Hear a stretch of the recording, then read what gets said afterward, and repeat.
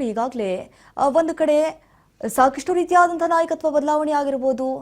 CM ಸ್ಥಾನಕ್ಕಾಗಿ ಎಷ್ಟರ ಮಟ್ಟಿಗೆ ನಡೀತಾ ಇದೆ ಪೈಪೋಟಿ ಅನ್ನುವಂತಹ ವಿಚಾರ ಈಗಾಗಲೇ ಕಾಂಗ್ರೆಸ್ ಪಾಳ್ಯದಲ್ಲಿ ಬಹಳಷ್ಟು ಆಗ್ತಾ ಇದೆ.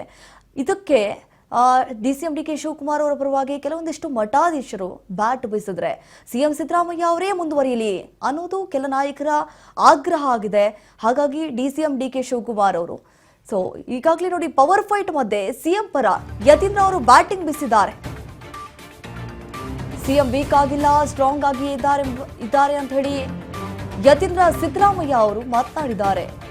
ಸಿದ್ದರಾಮಯ್ಯ ಉತ್ತಮವಾಗಿ ಆಡಳಿತವನ್ನ ಮಾಡ್ತಿದ್ದಾರೆ, ಮುಂಚಿನಂತೆ ಸಿಎಂ ಇಲ್ಲ ಅಂತ ಯಾರೆಲ್ಲ ಹೇಳ್ತಿದ್ದಾರಲ್ಲ ಅವರೆಲ್ಲರಿಗೂ ಕೂಡ ಈಗ ಯತೀಂದ್ರ ಸಿದ್ದರಾಮಯ್ಯ ಅವರು ಪಂಚ್ ಕೊಟ್ಟಿದ್ದಾರೆ. ಈಗಾಗಲೇ ಒಳ ಮೀಸಲಾತಿ ಸಮಸ್ಯೆ ಬಗೆಹರಿಸಿದ್ದಾರೆ. ಯಾವುದೇ ಸಮಸ್ಯೆ ಇದ್ರೂ ಸಹ ಅದೆಲ್ಲವನ್ನ ಕೂಡ ಸಿಎಂ ಸರಿ ಮಾಡ್ತಾರೆ. ರಾಯಚೂರಿನಲ್ಲಿ ಎಂಎಲ್ಸಿ ಡಾಕ್ಟರ್ ಯತೀಂದ್ರ ರಿಯಾಕ್ಷನ್ ಕೊಟ್ಟಿದ್ದಾರೆ. ನೋಡಿ ಸಿಎಂ ವೀಕ್ ಆಗ್ಬಿಟ್ಟಿದ್ದಾರೆ ಅಂತ ಹೇಳಿ ಕೆಲವೊಂದಿಷ್ಟು ನಾಯಕರು ಮಾತನಾಡ್ತಿದ್ದಾರೆ. ಇದಕ್ಕೆ ಈಗ ತಿರುಗೇಟನ್ನ ಕೊಟ್ಟಿದ್ದಾರೆ ಯತೀಂದ್ರ ಸಿದ್ದರಾಮಯ್ಯ ಅವರು. ಅವರೇನು ವೀಕ್ ಆಗಿಲ್ಲ, ಸ್ಟ್ರಾಂಗ್ ಆಗಿ ಇದ್ದಾರೆ, ನೀವು ಹಂಗೆ ಭಾವಿಸಿದ್ದೀರಿ ಅಂತ ಹೇಳಿ ಪವರ್ ಫೈಟ್ ಮಧ್ಯೆ ಸಿಎಂ ಪರ ಯತೀಂದ್ರ ಈ ರೀತಿಯಾಗಿ ಬ್ಯಾಟಿಂಗ್ ಬೀಸಿದ್ದಾರೆ. ಅವರೇ ಪೂರ್ಣಾವಧಿ ಸಿಎಂ ಅಂತ ಹೇಳಿ ಮೊದಲಿನಿಂದಲೂ ಕೂಡ ಹೇಳ್ಕೊಂಡು ಬಂದಿರುವಂತದ್ದು ಎಲ್ಲರಿಗೂ ಕೂಡ ಗೊತ್ತಿದೆ. ಈಗ ಅದೇ ದಾಟಿಯಲ್ಲಿ ಯತೀಂದ್ರ ಸಿದ್ದರಾಮಯ್ಯ ಅವರು ಮಾತನಾಡಿದ್ದಾರೆ, ಅವರೇ ಪೂರ್ಣಾವಧಿ ಸಿಎಂ ಅನ್ನುವಂತಹ ವೇ ಅಲ್ಲಿ. ಯಾಕಂತಂದ್ರೆ ಸಿದ್ದರಾಮಯ್ಯ ಅವರೇ ಸೂಕ್ತ ಆ ಒಂದು ಸ್ಥಾನಕ್ಕೆ, ಅವರೇ ಒಳ್ಳೆಯ ಆಡಳಿತವನ್ನ ನಡೆಸ್ತಿದ್ದಾರೆ. ಬೇರೆ ಯಾರಾದ್ರೂ ಬಂದ್ಬಿಟ್ರೆ ಆ ಸ್ಥಾನವನ್ನ ನಡೆಸೋದು ಅಷ್ಟರ ಮಟ್ಟಿಗೆ ಸುಲಭವಲ್ಲ. ಸಿದ್ದರಾಮಯ್ಯ ಉತ್ತಮವಾಗಿ ಆಡಳಿತವನ್ನ ಮಾಡ್ತಿದ್ದಾರೆ. ಮುಂಚಿನಂತೆ ಸಿಎಂ ಇಲ್ಲ ಅಂತ ಯಾರೆಲ್ಲ ಹೇಳ್ತಿದ್ರಲ್ಲ ಅವರಿಗೆ ಪಂಚ್ ಕೊಟ್ಟಿದ್ದಾರೆ. ಏನ್ ಕಾರಣ ಅದಕ್ಕೆ?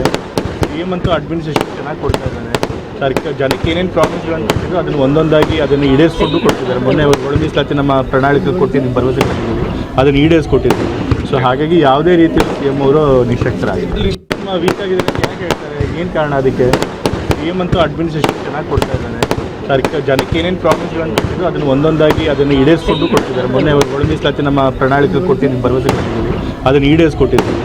ಹಾಗಾಗಿ ಯಾವುದೇ ರೀತಿ ಸಿಎಂ ಅವರು ನಿಶಕ್ತರಾಗಿದ್ದಾರೆ. ನೋಡಿ ಸಿದ್ದರಾಮಯ್ಯ ಅವರು ಉತ್ತಮವಾಗಿ ಆಡಳಿತವನ್ನ ನಡೆಸಿಕೊಂಡು ಬರ್ತಿದ್ದಾರೆ. ಅದರ ಮಧ್ಯೆ ಈಗ ನಾಯಕತ್ವ ಗೊಂದಲ ವಿಚಾರ ಏನಿದೆ ಕಾಂಗ್ರೆಸ್ ಪಾಳ್ಯದಲ್ಲಿ ಸಾಕಷ್ಟು ಚರ್ಚೆಗೆ ಗ್ರಾಸವಾಗಿರುವಂತದ್ದು ಸಿಎಂ ಬಣದವರು.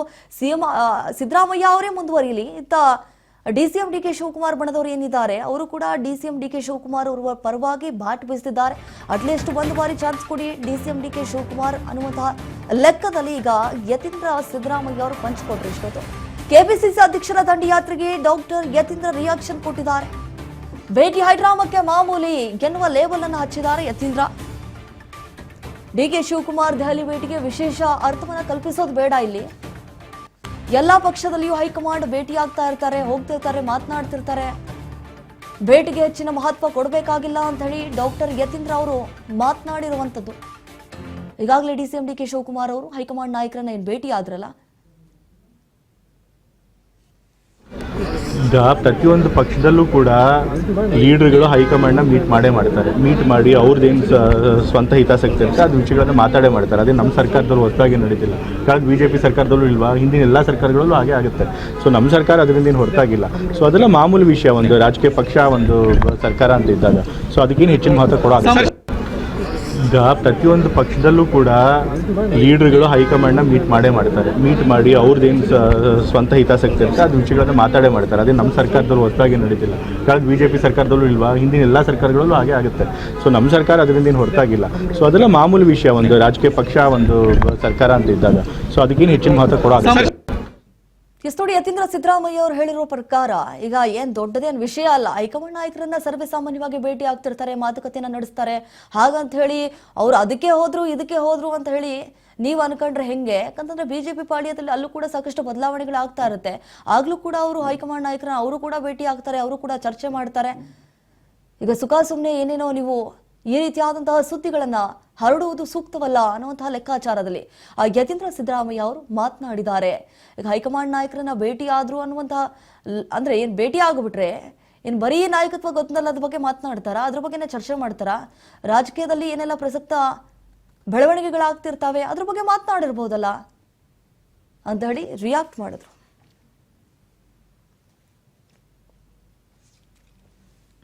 ಈಗ ಪ್ರತಿಯೊಂದು ಪಕ್ಷದಲ್ಲೂ ಕೂಡ ಲೀಡರ್ಗಳು ಹೈಕಮಾಂಡ್ನ ಮೀಟ್ ಮಾಡ್ತಾರೆ. ಮೀಟ್ ಮಾಡಿ ಅವ್ರದ್ದೇನು ಸ್ವಂತ ಹಿತಾಸಕ್ತಿ ಇರುತ್ತೆ ಅದು ವಿಷಯಗಳನ್ನ ಮಾತಾಡೇ ಮಾಡ್ತಾರೆ. ಅದೇ ನಮ್ಮ ಸರ್ಕಾರದಲ್ಲೂ ಹೊಸದಾಗಿ ನಡೀತಿಲ್ಲ.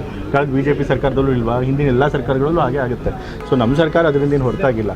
ಸೊ ಅದೆಲ್ಲ ಮಾಮೂಲಿ ವಿಷಯ, ಒಂದು ರಾಜಕೀಯ ಪಕ್ಷ ಒಂದು